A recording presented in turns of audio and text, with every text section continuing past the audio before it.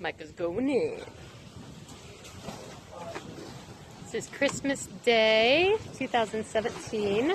Okay, hi guys, my name is Shelby, and welcome to Voice for the Vanished.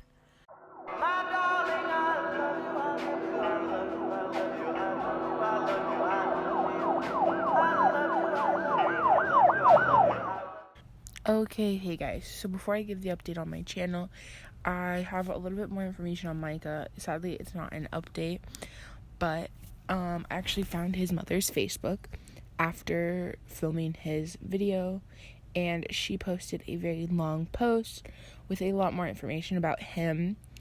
And while I will link you guys to her Facebook and the Facebook page they have for Micah, I just felt the need to post this, and this is a direct quote from her, so all her information, I'm just going to read it for you guys right here. So she says, this is going to be a long read, but please take the time to read it all the way through to the end. The outpour of love and attention we have received has been so humbling and appreciated.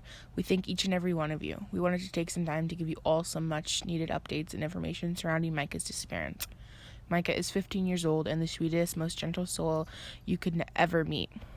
He loves his family and is an avid paddler on a local Hawaiian canoe team. He was homeschooled for most of his life, but is currently attending Kwana High. I, again, don't know how to pronounce that. High school. He loves to write and share stories. Anyone who has ever interacted with Micah always comments on how respectful and sweet he is and what an attentive listener he is. He is wise beyond his years, slow to speak, and very contemplative. He is wise beyond his years, slow to speak, and very contemplative.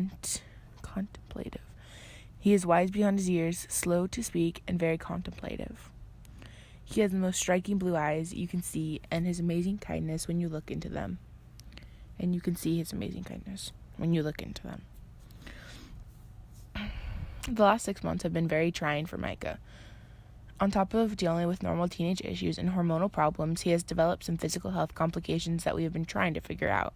In June, his best friend Junior and he decided to construct what can be best described as lawn chair hot rods made from broken lawn chairs, wood, and skateboards. They were so excited to report that they had been clocked by a local resident at 35 miles per hour while freewheeling down the streets carved into the volcanic landscape here in Ocean View. As a mother, I was horrified, but also knew boys will be boys. She put that in quotes.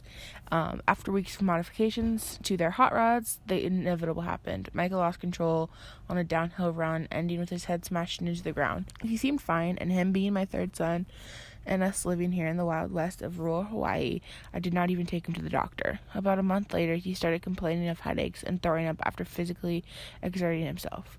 This was followed by a short blackout in the canoe after a race in Kona.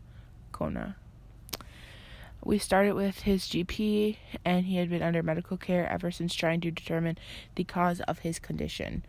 We finally decided that he was suffering from post-concussion syndrome, but we still need to rule out heart problems due to him having pain in his left shoulder before he passed out and a family history of heart problems. Unfortunately, he went missing 2 days before we were scheduled to fly to Honolulu to see the pediatric cardiologist and have an echocardiogram done. We had waited almost 3 months for this appointment, and Micah was looking forward to finally getting it done so he could join the, again, don't know how to pronounce his high school basketball team. His doctor advised us against any heavy physical activity until he was cleared by the cardiologist.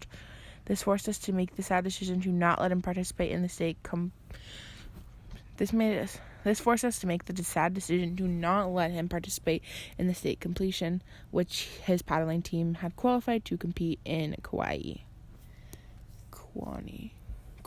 I don't know how to pronounce it. I'm so sorry. This, of course, greatly saddened him. He loves paddling more than anything.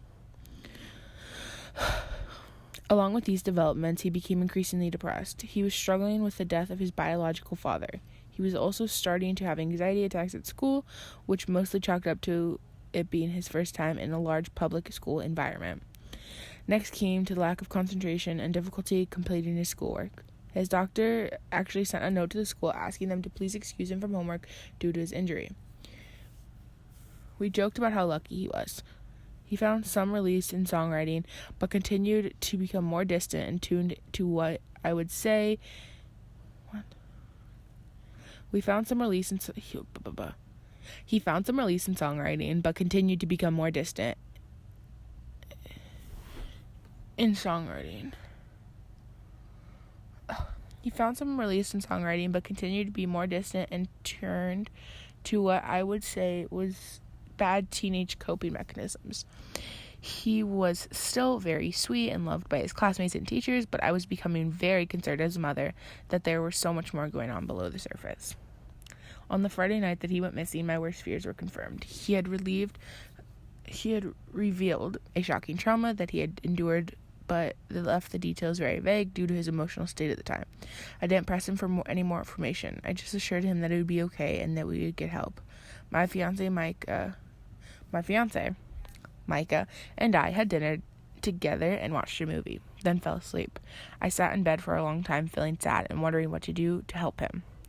I finally fell asleep and woke up again at 1:17 a.m. and he was gone. I figured I knew where he had gone. I was right. He had run over to a friend's house. I called and sent a text message to the friend's mother. She returned my call around 6 a.m. and confirmed that Micah was there and apologized, saying she had no idea. I explained that he was upset and I would go down to meet him right away. To get him right away.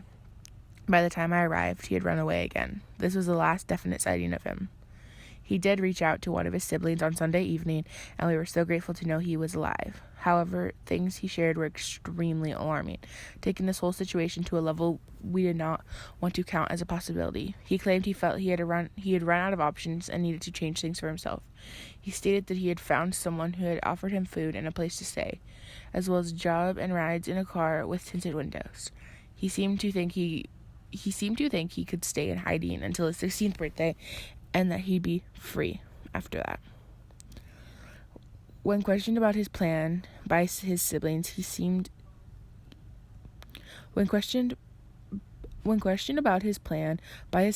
second-guessed himself, using the same phrases over and over. We were later given information that he had been seen with a local man who goes by the name Elijah. We believe he drives some sort of lowered vehicle with dark tinted windows. This information was confirmed by a second source. Many well-meaning friends and family have tried to reassure us that this is just a normal teenage runaway and he will come home. I personally feel that the local authorities are treating it as such. Anyone who knows Micah would know this is completely out of character for him considering his emotional state, and it is even more concerning that he reached out to his siblings. It was from a social media account that was not his, so he cannot even be certain it was him. We are attaching 2 research documents from the Polly Class Foundation for Missing Children.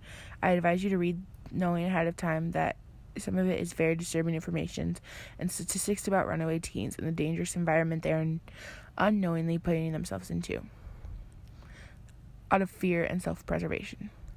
We feel the need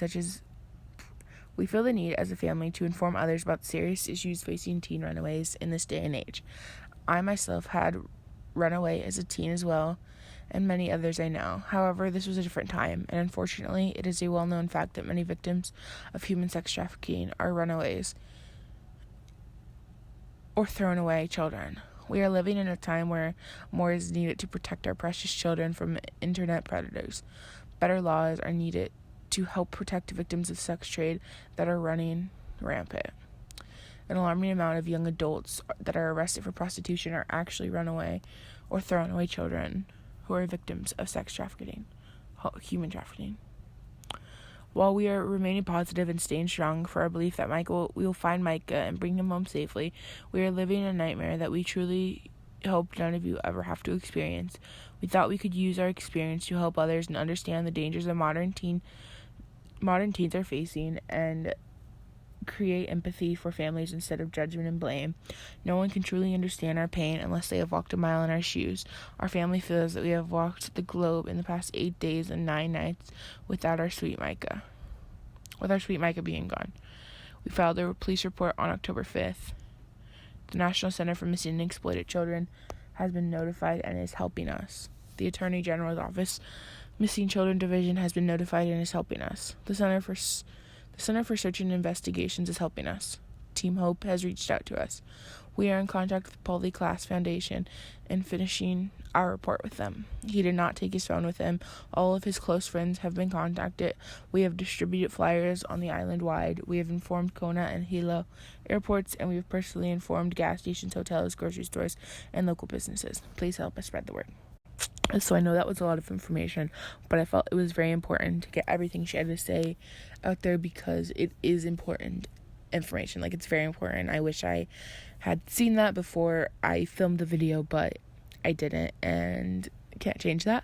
But I can put this video out and link you guys to her Facebook as well as the Facebook page they have for Micah. It is called I Love You Sauce, I believe. But I'll link it down in the description box. And yeah, thank you so much for listening. And I'm about to give you guys an update on my channel and the future of my channel. So keep listening and don't forget to subscribe. Thank you guys. I really, really appreciate it. But I do think I have a pretty good schedule idea for my channel.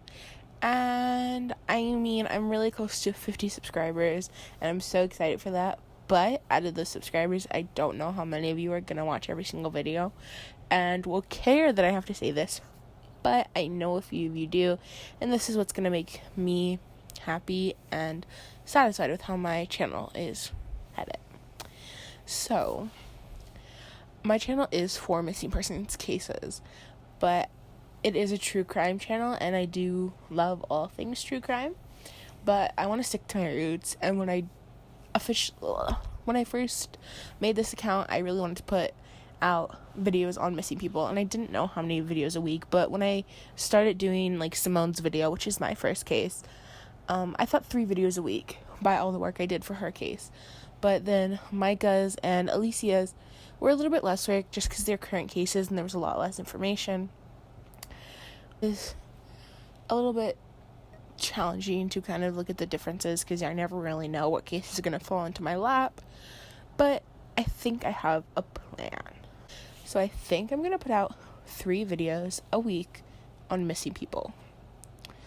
I don't know what days, and since I only have 50 subscribers right now, I don't think people are going to care enough to have me get set dates, but my life is kind of crazy, and I never really know what's going on, so if I just say 3 videos a week, I can put 3 videos out whenever I have 3 days free.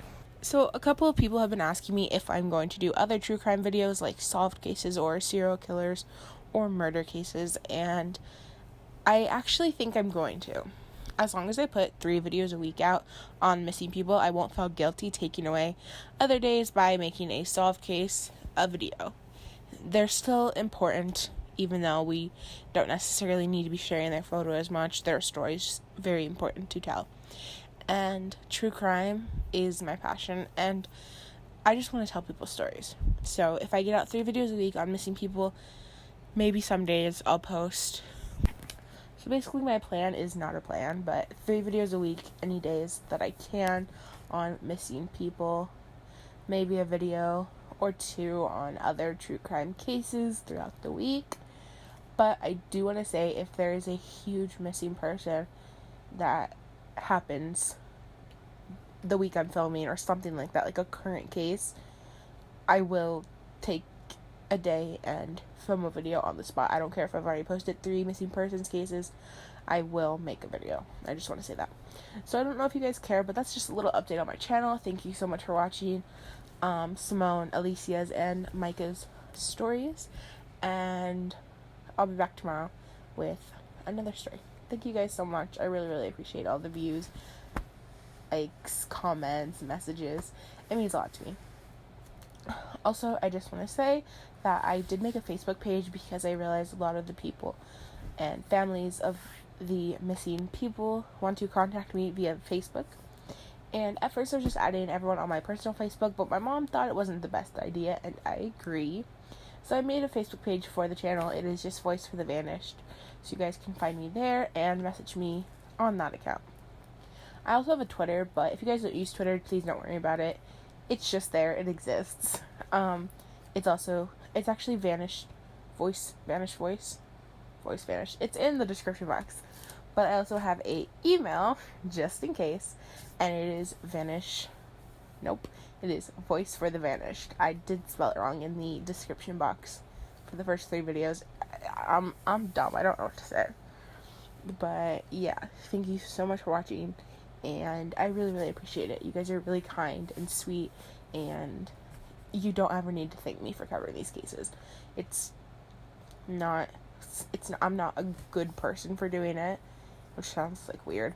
I'm just a person, and a person who realizes that their stories need to be told, and someone needs to do it, so why not have it be me when I'm struggling so bad that I need to put myself into someone else's story. I need to be the voice for someone else, because right now I'm not okay, but I can't fix me yet. I have to just focus on other people and help other people in any way I can, and in a way that's going to heal me. And it sounds a little bit crazy, but trust me, I know me, and obviously I'm not telling my whole story right here, but it's helping me, and it makes me really happy, and my mental health is a lot better already, just by making these videos and throwing myself into something that matters, and being able to see something that I did and accomplished. It's really great, and I'm just really grateful. So yeah, thank you guys so much. And 3 videos a week on missing people, couple other videos maybe on any other case that I want that is true crime related. And of course, if there's a missing person, or I get a request from a family member or friend of someone who is missing, always I will drop everything I have and cover that case immediately. Thank you so much. Yeah, I think that's it. So thank you so much for watching once again. And yeah, my name is Shelby. If you like this video and like my channel and like true crime, please subscribe, because I would love to keep making these for a very, very long time, and it would really be helpful to me. Thank you so much. Love you guys. Have a great day.